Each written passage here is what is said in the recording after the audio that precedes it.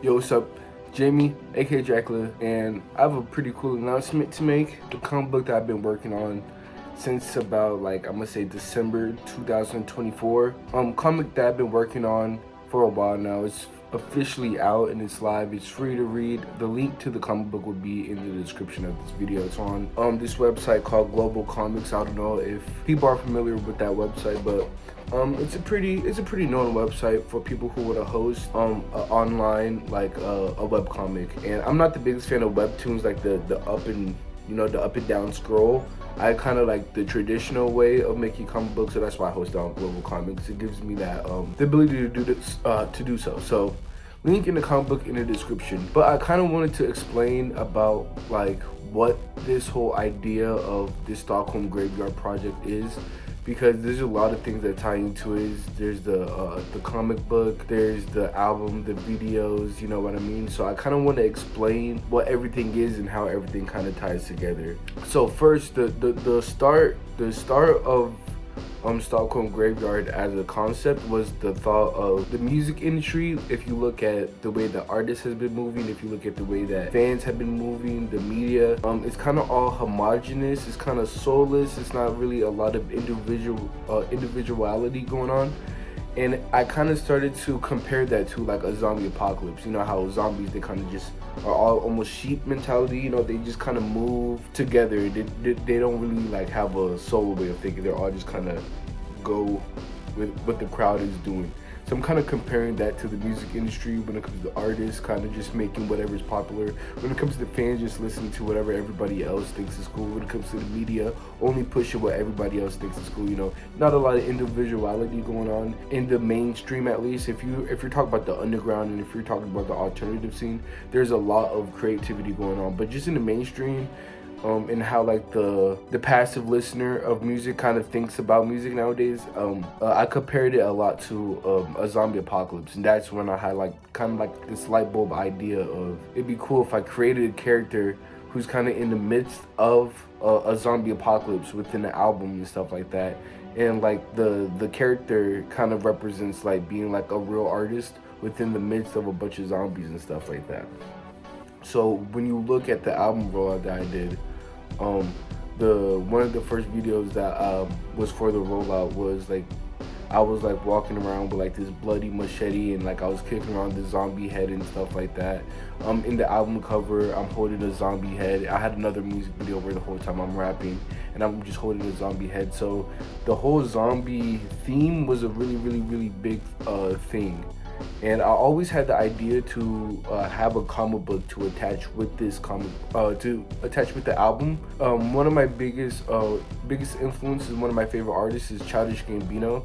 One of my favorite albums is Because the Internet, and the way that he attached a screenplay to his album, I kind of wanted to do something like that, but have my own spin on it. And before I was even making music for real, I used to draw a whole lot. I used to have dreams of being an animator until I realized how fucking fucked up the animation industry is. It's fucking, they overwork their fucking creators to death over there. It's insane. So I kind of stopped wanting to be an animator, and I kind of picked up music because music was music. It was always music, animation, music drawing. You know what I mean?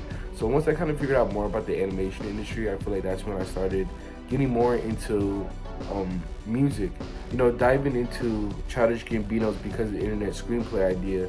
And also one of my favorite bands, I guess you could say bands, is Gorillaz. So I kind of wanted to do this mash those two ideas together of a comic book or being a comic book, with the screenplay attached to an album, then fictional characters that kind of also are real characters for, you know what I mean?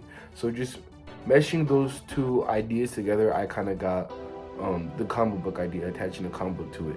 So I was working on the comic book and the album at the same time, but I'm a music artist primarily, so I guess I just kind of got more excited with the music that I was making, and the album rollout got finished first, and everything in the album got finished first and got put out.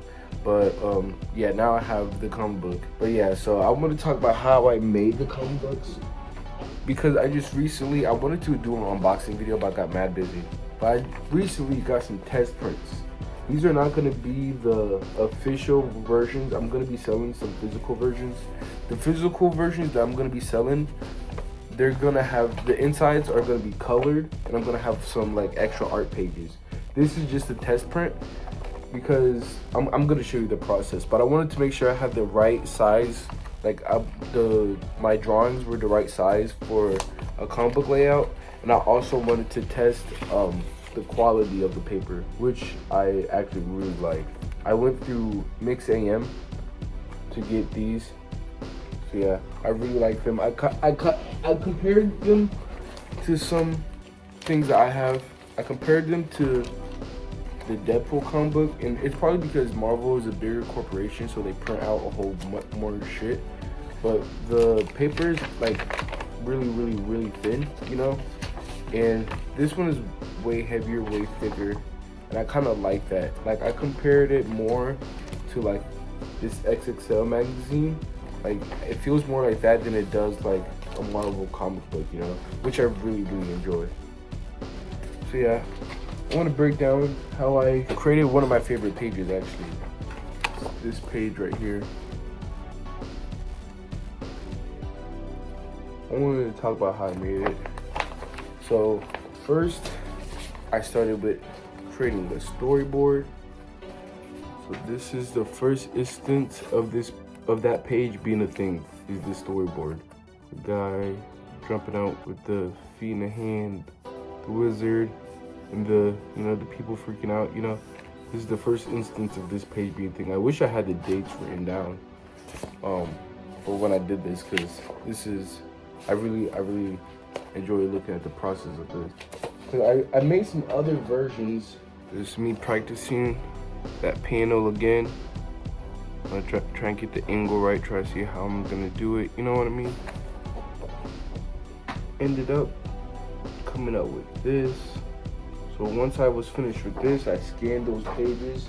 I'm gonna show you what I had to do to basically make sure I had everything down. Start with this white page, right? And the first thing that I do is I use this template to make sure that my pages are and don't get cut off. I don't know if you see that, but I have that scanned version right there. Then I start adding borders to make sure. Once I add the borders, I take that first layer off because, you know, now I'm gonna just be drawing inside the borders. I keep that on while making the borders to make sure I'm within that space that's not gonna get cut off. So then I cut that off, then I start inking in the art digitally. It also has that good digital quality. Shaded in the wizard's clothing, shaded in the zombie's clothing, added the speed lines, then added the letters. I'm also gonna be putting a speed version of this so that you guys could just kind of see a time lapse of how I did this.